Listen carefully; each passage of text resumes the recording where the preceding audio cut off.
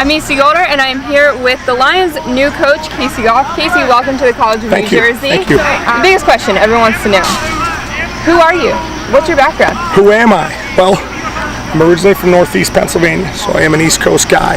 I've been in the coaching business for about 16 years, mainly at the collegiate level. Kind of been a journeyman.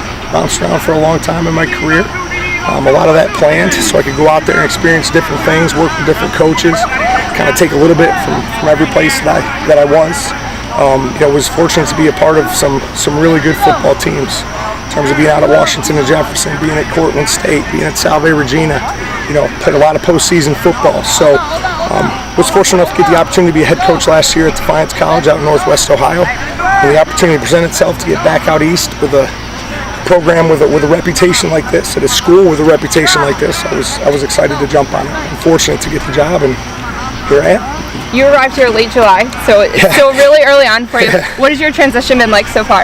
A whirlwind.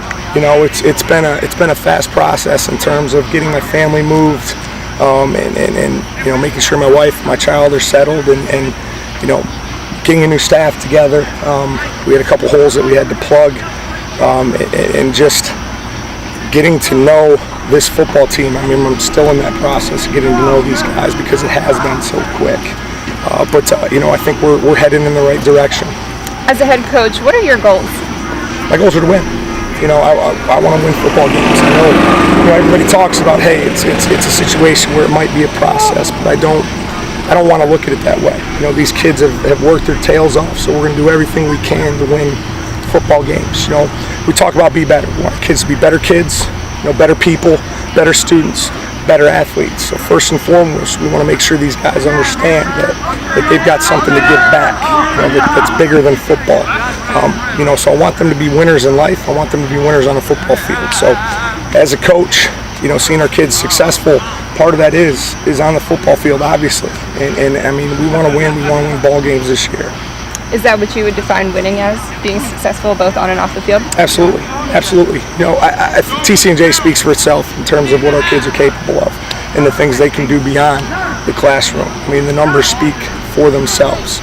But it's been a long time since we've also translated winning into things we're doing on the football field, and I think that's very important as a head coach. We've got to make sure our kids are doing things the right way, both on and off. And on the field, it's all about the W's. What is the most important thing about being a student athlete? I think it's keeping things in perspective and understanding why you're here. I think student athletes are special. I think they've got more on their plate. I think they bring more to the table as far as what they have to overcome, but they have to keep those things in perspective and realize at times they're still 18, 19, 20 years old, and I think sometimes they get overwhelmed. But they just stay locked in, they do the things they're supposed to do, and everything will fall into place as long as they go out there and they pursue to the best of their abilities. They're going to go on and be successful. This is a place that's going to set them up for success. But, at times I think they lose perspective on that. So we try to keep the kids grounded as far as understanding what's important in life. And that's one of the hardest things sometimes, especially at a school where it is so competitive from an academic standpoint, when our kids walk through the halls and they see 40 national champions and 49 individual national champions. I think they put some added pressure on themselves, but it's our job to get them prepared and get them focused so they can go out there and do the things the right way. We're just about 1 week away from kickoff. What are you going to take from tonight's scrimmage to really prepare for week one? We still have a lot of work. I think there was a lot of good things with some of our older guys, and I think tonight was going to be about kind of ironing those things out and determining where our starters were, where our ones were, where our twos were, who we kind of think the guys are that we can rely on. Fortunately, we still got a lot of guys banged up that are supposed to be key players for us, especially on the defensive side. So, I think we answered some questions, but there obviously still are some questions.